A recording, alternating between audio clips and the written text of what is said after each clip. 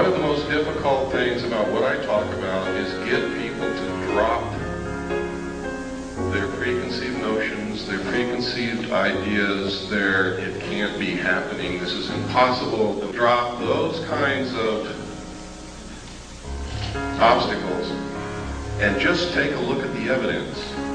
And maybe, just maybe, what I'm all about is just maybe you will see or hear something here today that's going to convince you that something is terribly wrong. And it's going to empower you to become active and help us find out exactly what is wrong and fix it. Because I believe that we don't have too much time left to do this. I hope that I'm wrong. I sincerely hope that I'm wrong. But I have to tell you, ladies and gentlemen, since I have begun telling the world what I know, what I've found in my research, thousands of people have set out to intentionally prove me wrong, to ridicule me, to discredit me, to do all of these things, and no one has succeeded.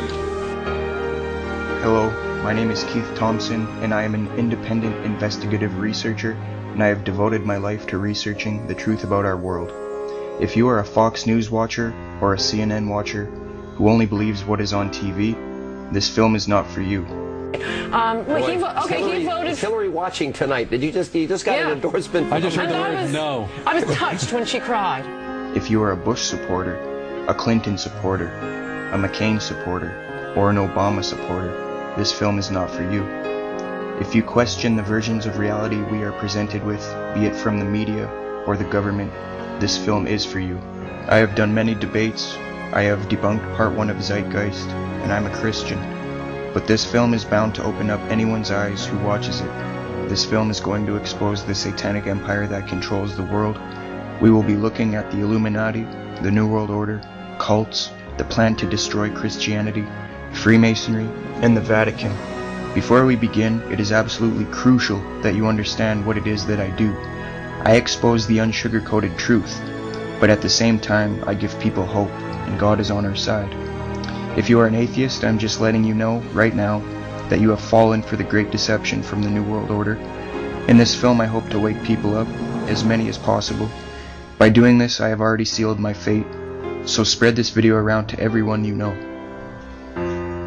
What you are looking at is the elite of the world, including Bush, Clinton, Rockefeller, Kissinger, politicians and royalty from everywhere, participating in a satanic ritual in front of a 50-foot stone idol. These are the elite, dressed up in red, black, and white robes, doing a sacrifice, getting rid of their conscience or care. This is what we are dealing with, but that's nothing compared to what these people's goals are. It's called a New World Order, one world government, leaving us with no freedom, and microchipped or tagged like animals. This plan has been around for generations, but time has run out, and now they are making big moves to achieve their goal. The reason I made this film is to wake up the public from the mass hypnosis the media has on them. Many of you know what I'm talking about, but even you guys will learn something today.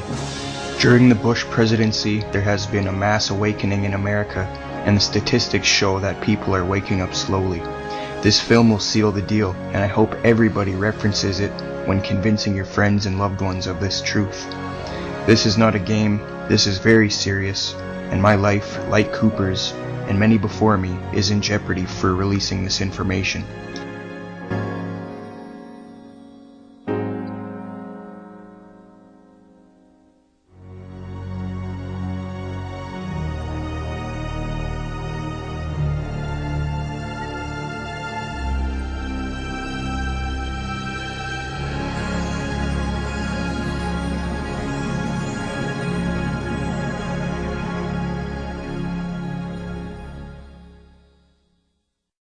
The story begins in Bavaria on May 1st, 1776.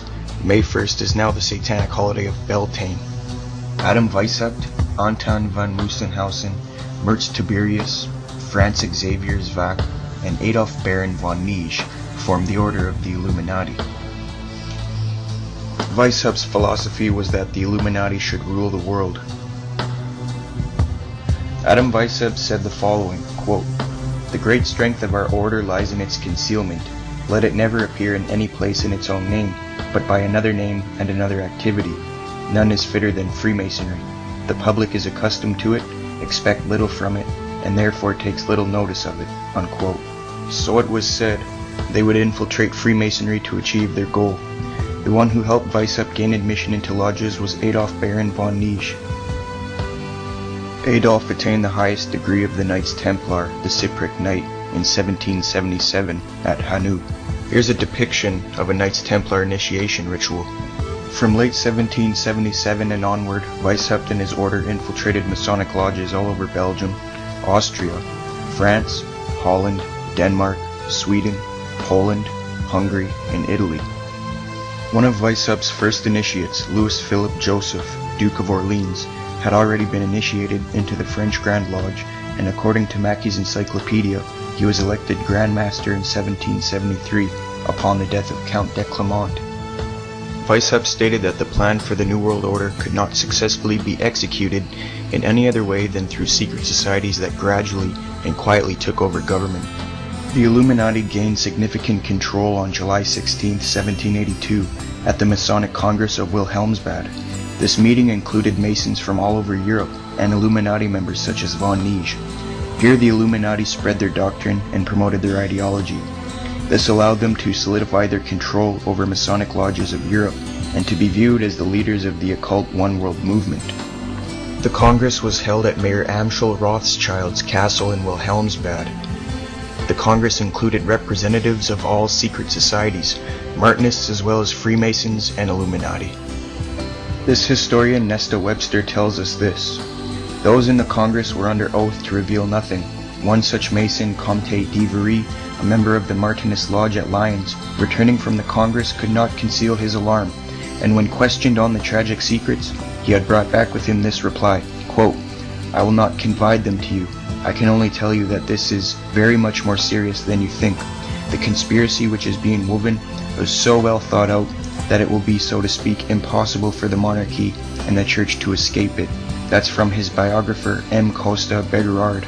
In Mackey's Encyclopedia of Freemasonry, page 346 and 347, he says, quote, "The order was very popular and enrolled no less than 2,000 names upon its register, among whom were some of the most distinguished men of Germany. It extended rapidly into other countries, and its lodges were to be found in France, Belgium, Holland, Denmark, Sweden, Poland, Hungary, and Italy." Unquote. As the order grew very powerful in Europe, patriotic ruler Duke Karl Theodor came to power in Bavaria. He issued a ban against all secret societies in Bavaria. For this reason, on July 20th, 1785, Franz George Lang was struck by lightning and died on a courier route with instructions from Weishaupt about the planned French Revolution, addressed to the Grand Master of the Grand Orient in Paris. Everything was handed over to the Bavarian government. On August 4th, a new ban on secret societies was issued.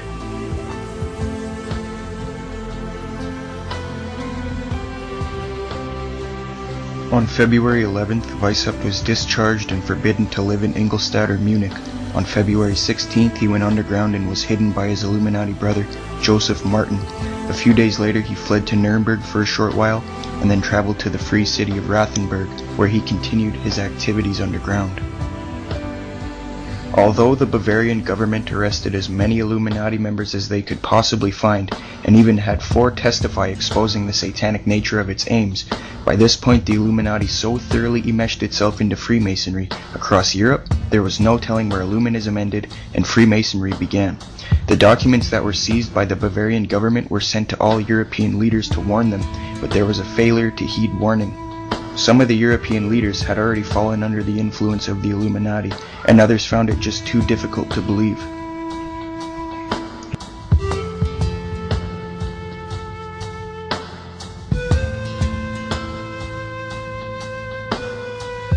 Many people believe that it was at this time that the Illuminati was effectively disbanded and stopped in 1785, but that's not what the evidence points to.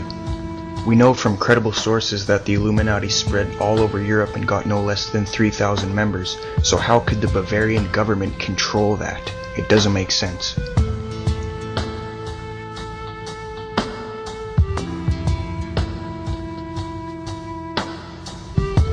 Adam Weishaupt succeeded at forging an alliance between Illuminized Freemasonry and the growing Rothschild